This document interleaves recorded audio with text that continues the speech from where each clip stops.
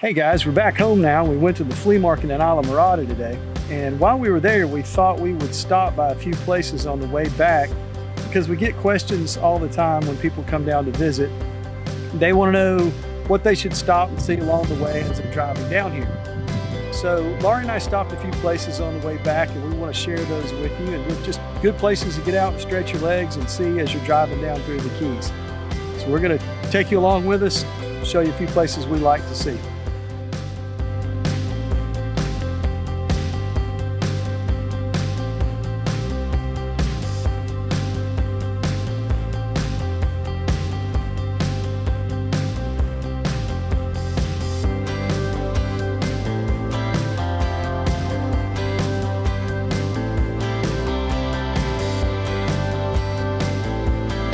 Hey guys, as we were coming out of the flea market, it's right next door to a place called the Rain Barrel, and we get questions a lot of the time from people on our channel wanting to know when they drive into the Keys what are some things to stop and look at on their way down.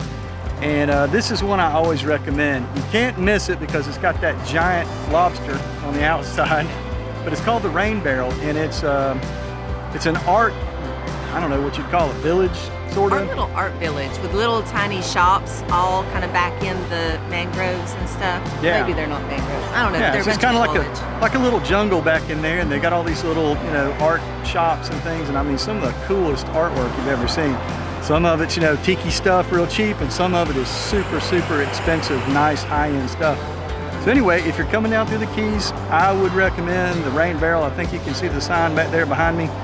I'd recommend that for a stop, just to get out of the car and get out of the seat for a little while and go walk around for 15-20 minutes. It's a good stop. And they have a little cafe here. We haven't eaten here before, but it looks really cute. Little cafe lobster shack. Yeah, I wish I knew what mile marker this was. I'm not sure, but it's right as you get into Islamorada, so I think you can't miss it. Just look for the giant lobster. The giant lobster right past the fire station. Yeah. We're at Theater of the Sea, a good place to stop by in Islamorada if you're traveling through the Keys.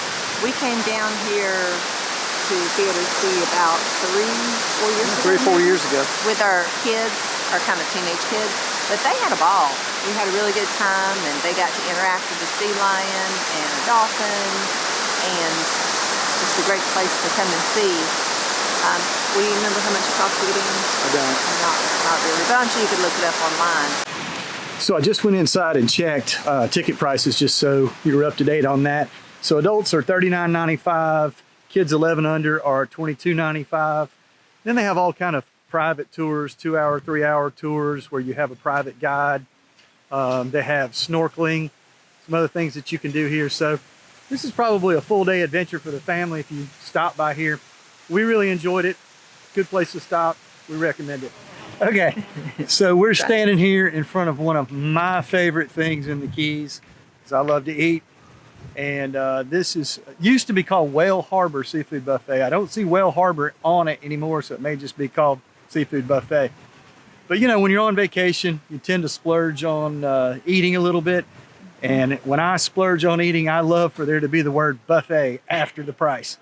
Not even on vacation, anywhere we go. Well, yeah, at home, anywhere. Buffet pretty much gets me every time. But anyway, this is not just your average buffet, guys. This is a really, really high-end buffet. A lot of the chefs that prepare the food actually serve the food behind the buffet to you. It's not like going to Golden Corral or Ryan's or anything like that. It's very high-end seafood, all you can eat crab and just everything. I'm going to go in here and see if they'll let me take a look around with the camera. We'll see if we can get you the prices of it currently. Anyway, all-time favorite of mine here. Well, cool news, guys. We went inside, got a little video, and the prices actually come down. It used to be about $50 a person to eat there. That was about 3 years ago, and the restaurant actually burned down. They rebuilt the place, and it's been up and running now for a couple of years, and their price is $34.95. That's all you can eat, crab legs, all you can eat, everything, all the time, lunch, dinner, whatever. So, still pretty expensive for dinner, but not that bad actually for a buffet, and all you can eat crab legs. Can't beat that. stay there for a few hours, you could get your money's worth. Yeah, and I Take some breaks. have done that before. Right outside the restaurant, there's also a really cool marina out here. It's called Well Harbor Marina. They've got a dock top bar out here and everything, and all the charter boats come in here. So cool place to stop if you're driving down through the Keys. Let me show you this marina.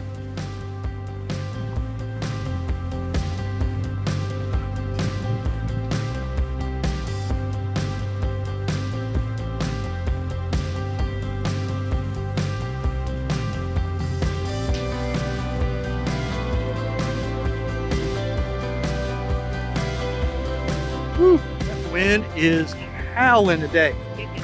23 knot winds today. I'm hoping you can even hear me. But look at the view out here. This is right behind the restaurant, the marina. This is right behind the restaurant, marina. Of course, I don't know if you can hear anything because of the wind blowing, but we'll give it a shot. And right behind us out there is the famous Islamorada sandbar. I'll get you a close-up shot of that.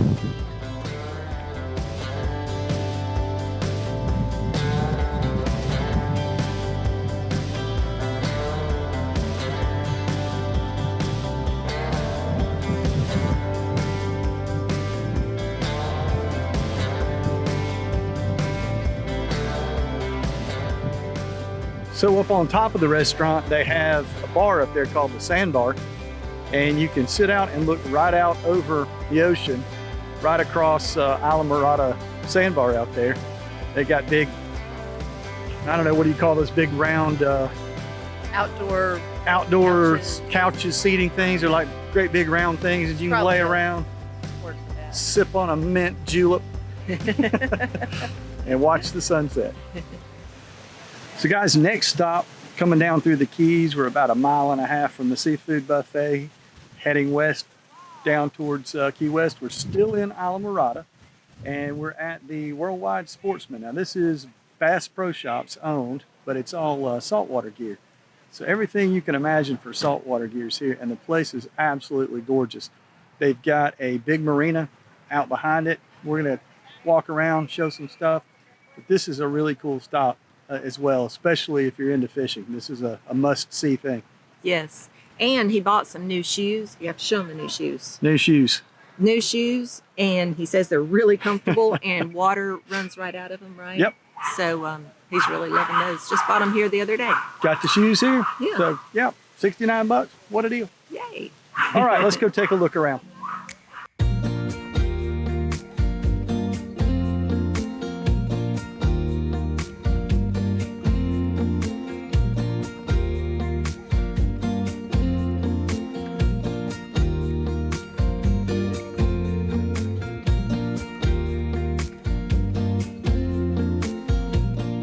Got a yappy little dog over there behind us. So this is the Bayside Marina, right behind the Worldwide Sportsman. We're walking out towards the marina right now.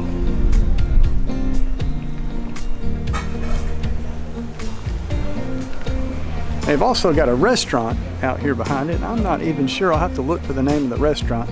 It's just right here with the Worldwide Sportsman, so you just walk right out the back door and you can go.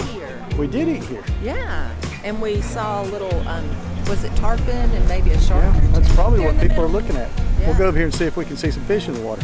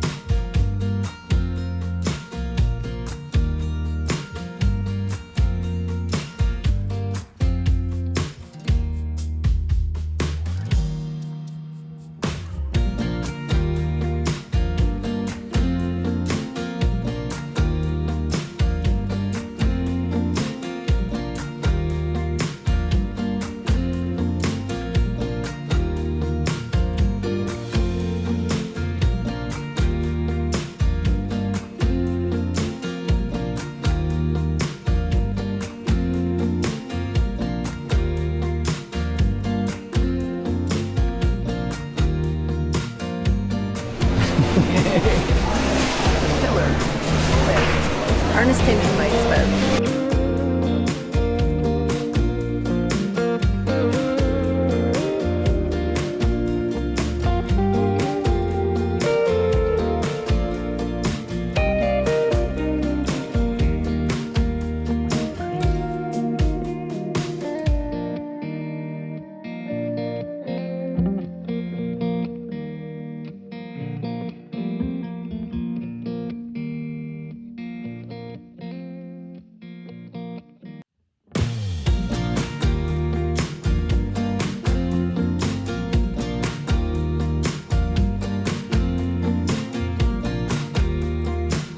So we were just inside looking at Ernest Hemingway's boat, the Pilar, and I did some reading on that. A little background is kind of cool.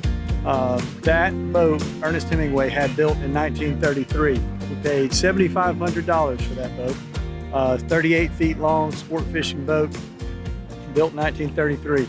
Pretty cool. It was named the Pilar after his wife. His nickname for his wife was Pilar. And anyway, just thought it was a pretty cool story about that boat. It's not an original. The actual boat that he fished on, he went on a sport fishing trip, apparently, according to what it said in the documentation. He went on a sport fishing trip on a boat just like that, and he liked it so much that he came back and had one commissioned for himself and had that boat built. It's a kind of cool story. And you can come by here to Islamorada and see it at the Worldwide Sportsman. All right, guys, we're still in Islamorada, and the wind is still blowing like crazy. But anyway, we're standing out in front of Bud and Marys, probably one of the most iconic fishing marinas in the Florida Keys. If you ever look up anything about sport fishing in the Florida Keys, you're going to see my hat blow off. You melted. You're going to see Bud and Marys come up no matter what. So this marina has been here since 1944, and if you do some reading on it, apparently it has some of the most history of any sport fishing marina in the Florida Keys. So pretty cool place. We'll show you around.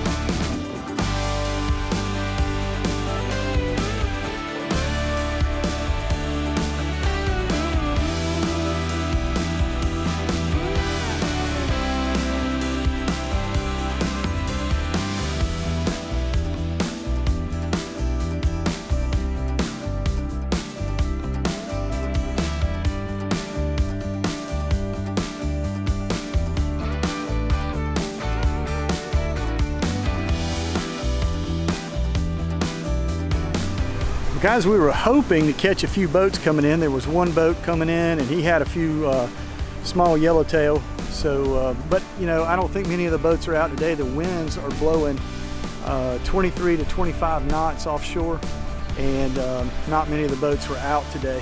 Nobody wants to fish in these conditions. I think sea conditions were like 7.5 feet today. No bueno. So anyway, but if you're down here in Islamorada, stop by Bud and Marys. If you're down about 3 or 4 o'clock in the afternoon, that's normally when the boats come in, and you can stand out here on the docks and watch them, see what they caught that day, talk to the captains, book you a trip, go offshore. But this is a cool stop, especially if you've got kids and they've never seen the boats come in and the fish. Stop here and check that out, 3 or 4 o'clock in the afternoon. It's a good stop.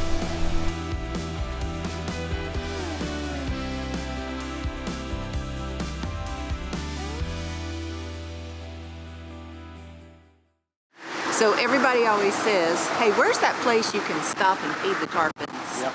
And here it is. This is Robbys. When you pass Bud and Marys on your left, if you go over the bridge, it'll be just on your right. Lots of parking. It's a really cool place. They do have big, huge tarpon you can feed. And they have a little restaurant and bar. You can do charters from here. You can rent kayaks, paddle boards. And they have a cheeky tiki little flea market kind of deal. It says antiques. I'm not sure what the antiques are. Haven't seen that. Mostly crafts and stuff, a little bit of clothing. Yeah. But really a fun little place to stop and feed the tarpon and look around and maybe pick up a few souvenirs. Yeah, we brought the family here. We brought Rance and Gracie. And we, let's see, and Scott and Christy were with us too, right? Yeah, yeah. And we came here, we rented paddle boards, and out behind Robbys, they've got a big set of mangroves back there, and it's a great place if you're in the Keys and you want to go paddleboarding back in the mangroves. Robbys is a good place to go because they give you a map, you rent your paddleboards, and off you go, and you're in the mangroves, back out protected from the wind. That was pretty cool, wasn't it? That was fun. Yeah. You could do, yeah. Christy and Scott did a kayak, two-person kayak. We all did paddleboards. Don't try to hit somebody's paddleboard in front of you because you will break your paddle, Yep. and then you'll be literally up the creek without a paddle. Ask us how we know. All right, guys, let's go check out Robbys.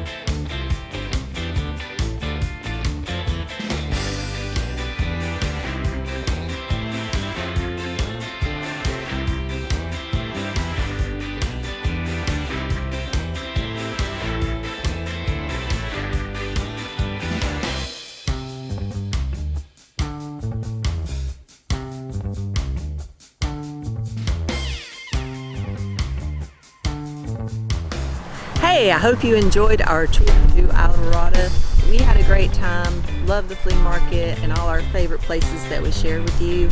And hopefully if you get down this way, you'll go by there and see those places and enjoy them too. We'll see you next time on Gables on the Go. Bye-bye.